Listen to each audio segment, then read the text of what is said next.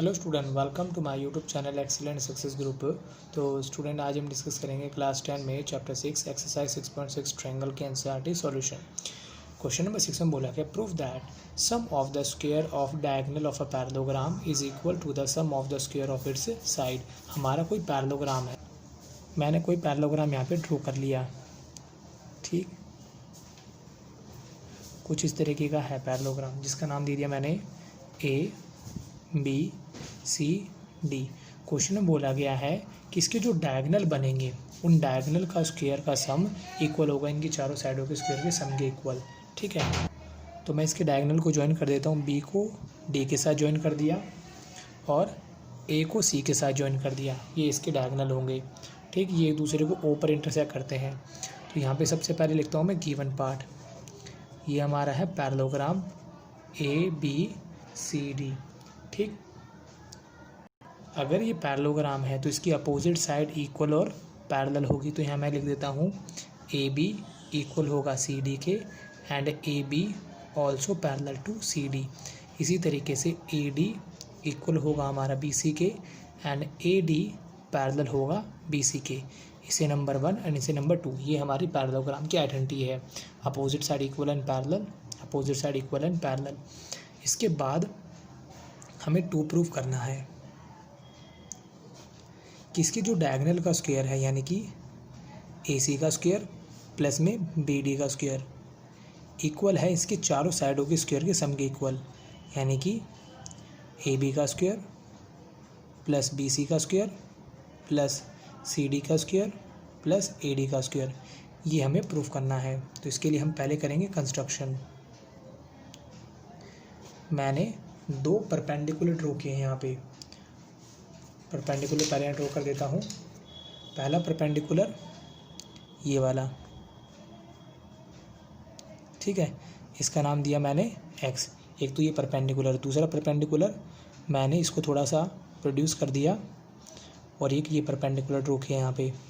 ठीक, इसका नाम दे दिया मैंने y। ड्रॉ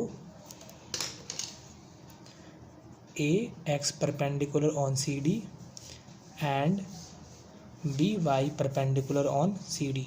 दोनों परपेंडिकुलर इस पर ड्रॉ कर दिए। करने के बाद हमें जो प्रूफ करना है हम उस प्रूफ वाले पार्ट के अकॉर्डिंगली क्वेश्चन को सॉल्व करते हुए चलेंगे। देखो यहाँ पे आ रहा है ए सी का स्क्वायर, तो ए सी का स्क्वायर ये रहा।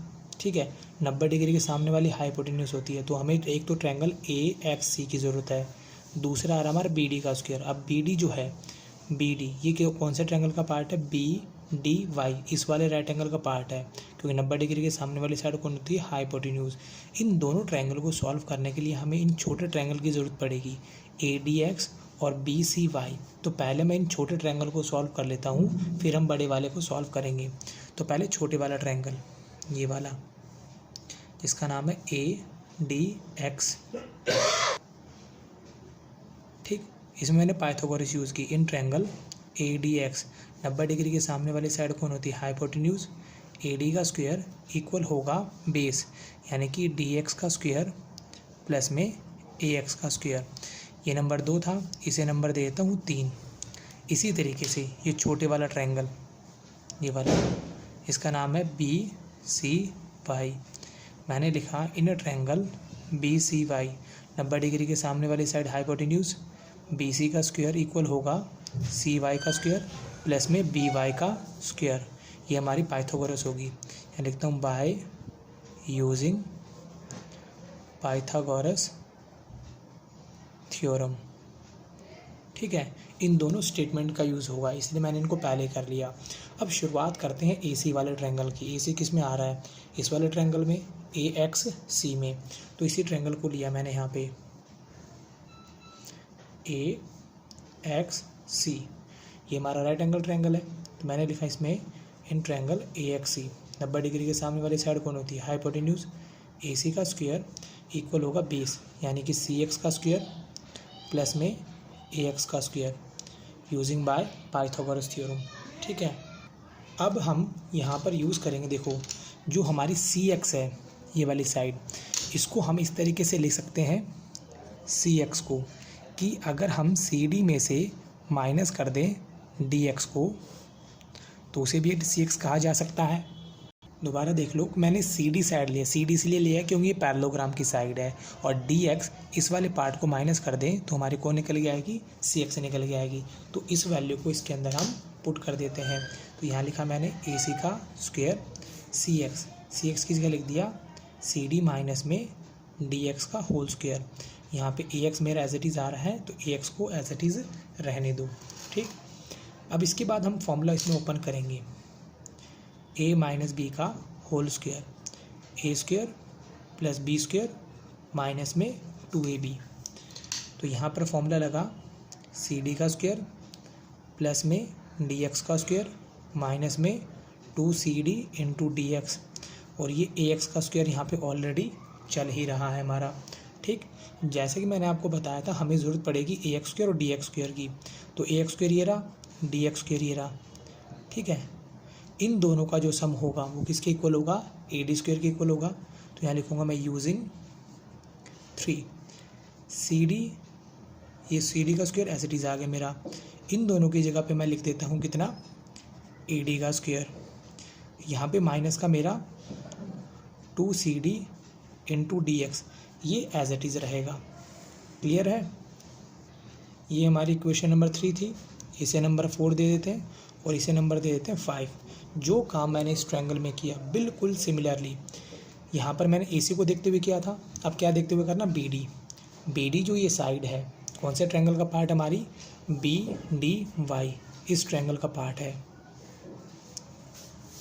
ये BDY 90 डिग्री आ रहा है। अब इस ट्रायंगल को लेते हुए हम सॉल्व इसको करेंगे।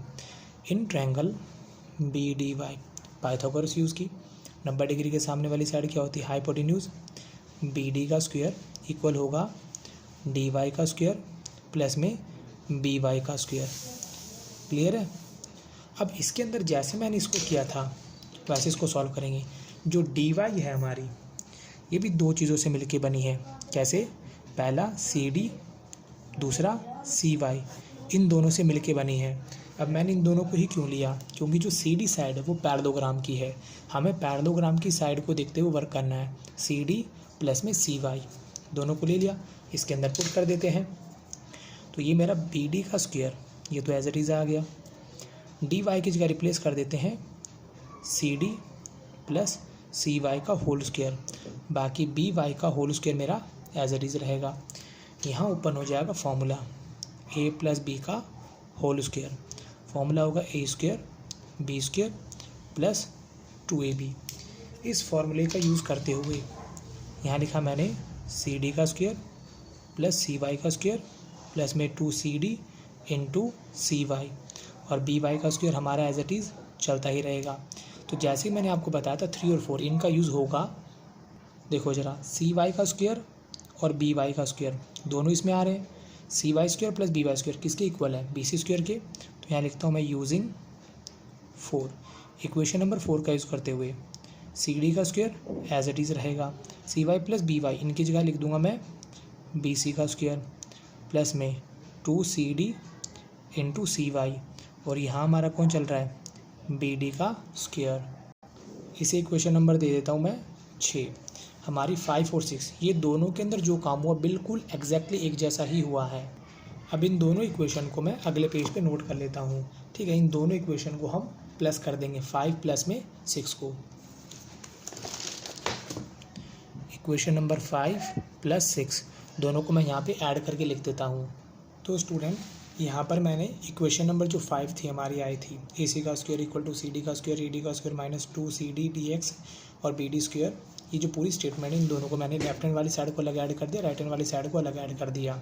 करने के बाद देखो CD और CD यहाँ पे 2 बार रिपीट हो रहा है, ठीक है। बाकी नंबर सारे एक बार आ रहे हैं, AD का स्क्वायर से BC का स्क्वायर, बाकी नंबर एक बार हैं। तो इस CD को हम रिप्लेस कर देंगे। तो मैंने यहाँ पे लिखा यूजिंग 1। हमारी जो CD है वो किसके इक्वल है, AB के, क्योंकि हमें यहाँ पे चारों साइडों को लेके आना है, ठीक है। तो मैं CD की जगह पे रिप्लेस कर देता हूँ AB को, AB का स्क्वायर प्लस में AD का स्क्वायर ले लिया मैंने यहाँ पे, CD का स्क्वायर भी आ गया हमारा यहाँ पे, और BC का स्क्वायर, यानी चारों साइडों का स्क्वायर तो आ चुका। अब यहाँ पर हमारी बचती है 2cd इंटू में dx प्लस दूसरा जो पार्ट हमारा वो है 2CD इंटू CY, ये वाला पार्ट बचता है। देखो चारों साइडें आ चुकी हैं, AB का स्क्वायर, ये रहा BC का स्क्वायर प्लस CD का स्क्वायर प्लस AD का स्क्वायर। अब जो ये एक्स्ट्रा पार्ट है इसे हमें यहाँ से रिमूव करना होगा। तो रिमूव करने के लिए 2CD इसमें भी है, 2CD इसमें है, मैंने माइनस का 2CD कॉमन लिया तो अंदर वालों के साइन चेंज हो जाएंगे इसमें। या फिर एक काम करो, माइनस को कॉमन नहीं लेते हैं, पॉजिटिव को कॉमन लेते हैं, तो ये माइनस मेरा अंदर ही रहेगा, यहाँ हो जाएगा DX और यहाँ पर CD बाहर आ गया तो यहाँ बच गया मेरा CY। ठीक है, मैंने सिर्फ पॉजिटिव का 2 और CD कॉमन लिया है तो माइनस अंदर चला जाएगा, DX आ जाएगा, 2CD बाहर आ गया, यहाँ बच गया CY। अगर मैं इन दोनों में से दोनों को 0 बना देता हूँ, 0 को 2CD से मल्टीप्लाई करेंगे, ये पार्ट हमारा फिनिश हो जाएगा और हमारा पार्ट प्रूव हो जाएगा। अब इन दोनों को रिमूव करने के लिए मुझे ज़रूरत पड़ेगी ट्रायंगल ADX की और BCY, इन दोनों को कॉन्ग्रुएंट करने की ज़रूरत पड़ेगी। क्यों? मुझे प्रूफ करना पड़ेगा कि जो DX पार्ट है वो CY पार्ट के इक्वल है, दोनों इक्वल होंगे तो एक दूसरे में से माइनस प्लस होके ख़त्म हो जाएंगे। तो यहाँ लिखेंगे we need to prove DX equal होगा CY के। ये बात प्रूफ करने के लिए मैंने ट्रायंगल ले लिए दोनों। पहला ट्रायंगल ADX 90 डिग्री है, दूसरा ट्रायंगल BCY ये भी 90 है, ये भी 90 है। एक रीज़न तो ये हो गया, जो AD है वो पैरेललोग्राम की साइड है, BC है वो भी पैरेललोग्राम की साइड है, पैरेललोग्राम की साइड है, पैरेललोग्राम की साइड है, इस वजह से दोनों इक्वल होंगे। एक रीज़न तो ये हो गया। दूसरा,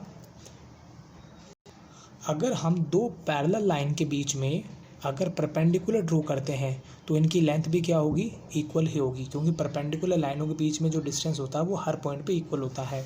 तो ये पैरेललोग्राम है, इस पैरेललोग्राम के बीच में ड्रॉ की गई दोनों परपेंडिकुलर का जो डिस्टेंस होगा वो क्या होगा, इक्वल होगा। तो हमारा जो AC होगा वो इक्वल हो जाएगा किसके, BY के।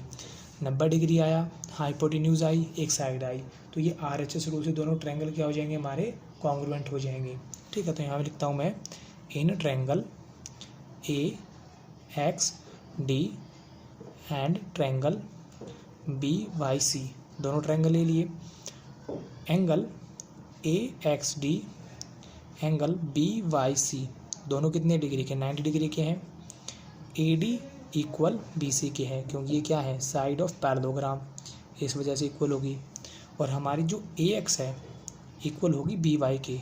रीज़न लिखेंगे, draw perpendicular between two parallel line are always equal, कि अगर पैरेलल लाइन के बीच में दो परपेंडिकुलर ड्रॉ करेंगे तो उनकी लेंथ हमेशा क्या होगी, इक्वल होगी। इस वजह से AX और BY दोनों इक्वल हो जाएंगी। तो मेरा ट्रायंगल AXD कॉन्ग्रुएंट होगा ट्रायंगल BYC के बाय RHS कॉन्ग्रुएंसी क्राइटेरियन के थ्रू, दोनों कॉन्ग्रुएंट हो गए। और कॉन्ग्रुएंट ट्रायंगल के सारे पार्ट क्या होते हैं, कॉरस्पॉन्डिंग पार्ट इक्वल होंगे। DX बराबर हो जाएगा CY के बाय CPCT। CPCT का मतलब है corresponding part of a congruent triangle are equal. इस स्टेटमेंट का यूज़ करते हुए इसे नंबर देता हूँ मैं 7। नंबर 7 का यूज़ करते हुए, यूजिंग 7, मैं लिखता हूँ यहाँ पे AC का स्क्वायर प्लस BD का स्क्वायर, ये एज इट इज़ रहेगा, AB का स्क्वायर प्लस BC का स्क्वायर, CD का स्क्वायर, AD का स्क्वायर, 2CD। DX का मैंने DX, देखो DX किसके बराबर है, CY के, तो DX की जगह रिप्लेस कर दिया मैंने CY। यहाँ पे भी CY में से CY माइनस करें कितना हो जाएगा, 0। AB का स्क्वायर, BC का स्क्वायर, CD का स्क्वायर, AD का स्क्वायर, 2CD, यहाँ रख दिया मैंने 0। AB का स्क्वायर, BC का स्क्वायर, CD का स्क्वायर, AD का स्क्वायर, CD से मल्टीप्लाई क्या हो जाएगा, 0। और यही पार्ट हमें क्या करना था, प्रूफ करना था। ये दोनों डायगोनल का स्क्वायर का सम आ गया और बाकी चारों साइडों के स्क्वायर का सम आगे निकल गई। इसी के साथ हमारा क्वेश्चन नंबर 6 यहाँ पे कंप्लीट होता है। देख लो जरा, AC का स्क्वायर BD का स्क्वायर इक्वल है AB BC CD AD, इन सभी का स्क्वायर का सम। इसी के साथ हमारा क्वेश्चन नंबर 6 यहाँ पे कंप्लीट होता है। उम्मीद करता हूँ स्टूडेंट आपको क्वेश्चन समझ में आ गया होगा। अगर आपको वीडियो पसंद आया तो वीडियो को लाइक करें, शेयर करें, कमेंट करें और इस चैनल को जरूर सब्सक्राइब कर लें। मिलते अगली वीडियो में। Okay, bye bye, thank you.